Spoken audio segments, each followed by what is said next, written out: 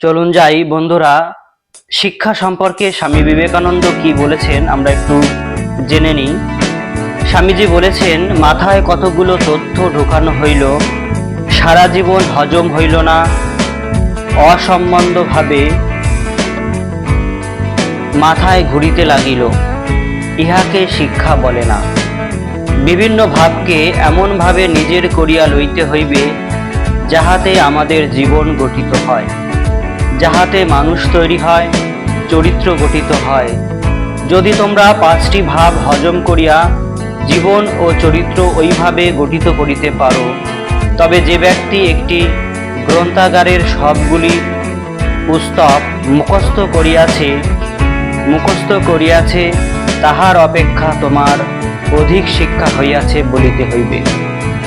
আমরা এরূপ যথার্থ শিক্ষায় আগ্রহী হলে শুধু যুব জীবনের নয়, সমাজের বহু সমস্যা সমাধানে আগ্রহী হলে স্বামীজির বারবার উল্লিখিত মহৎ ভাবগুলির মধ্যে 5টি ভাব বেছে নিতে পারি, যেমন শ্রদ্ধা, ভয়শূন্যতা, স্বার্থশূন্যতা, ত্যাগ ও সেবা। কিন্তু শিক্ষা শুধু শিক্ষার্থীর উপর নির্ভর করে না, তিনিই প্রকৃত শিক্ষা দিতে পারেন, যাহার দিবার কিছু আছে। কারণ শিক্ষা প্রদান বলিতে কেবল কথা বলা বোঝায় না, উহা কেবল মতামত বোঝানো নহে। শিক্ষা প্রদান বলিতে বোঝায় ভাব সঞ্চার। যে ব্যক্তি নিজের কথাগুলিতে নিজ সত্তা, নিজ জীবন প্রদান করিতে পারেন, তাহারই কথায় ফল হয়। সর্বপ্রকার শিক্ষার অর্থই আদান প্রদান।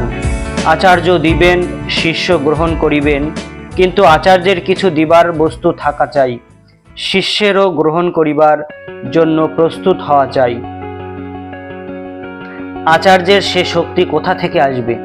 অথর্ববেদ বলছেন, আচার্য ব্রহ্মচর্যেন ব্রহ্মচারিত্রন ইচ্ছতে।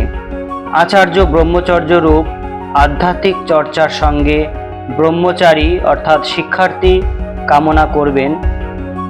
এখন এসবের কিছুই নেই, কারণ ছাড়া কাজ হয় না। যুব সমস্যা কিছু আকস্মিক ঘটনা নয়। শিক্ষা প্রসঙ্গে স্বামীজির আরেকটি বিশেষ দিকের ইঙ্গিত সমস্যাক্লিষ্ট যুব সমাজের আত্মপ্রতিষ্ঠার সহায়ক। আমার মতে মনের একাগ্রতা, স্বামীজির মতে আমার মতে মনের একাগ্রতা সাধনই শিক্ষার প্রাণ। মন যন্ত্রটিকে সুষ্ঠুতর করিয়া তোলা এবং উহাকে সম্পূর্ণ বশীভূত করা, ইহাই হইল শিক্ষার আদর্শ। যে শিক্ষা দ্বারা এই ইচ্ছাশক্তির বেগ ও স্ফূর্তি নিজের আয়ত্তাধীন ও সফল কাম হয়, তাহাই শিক্ষা। বলছেন, যে রথে ইন্দ্রিয়রূপ অশ্বগণ দৃঢ়ভাবে সংযত থাকে না, মনরূপ রশ্মিও দৃঢ়ভাবে সংযত থাকে না, সেই রথ অবশেষে বিনষ্ট হয়। যাই হোক বন্ধুরা, সকলে ভালো থেকো, সুস্থ থেকো। ভালো লাগলে অবশ্যই বন্ধুদের মধ্যে ভিডিওটি শেয়ার করে দিও এবং চ্যানেলে নতুন হয়ে থাকলে অবশ্যই চ্যানেলটিকে সাবস্ক্রাইব করে পাশে থেকো।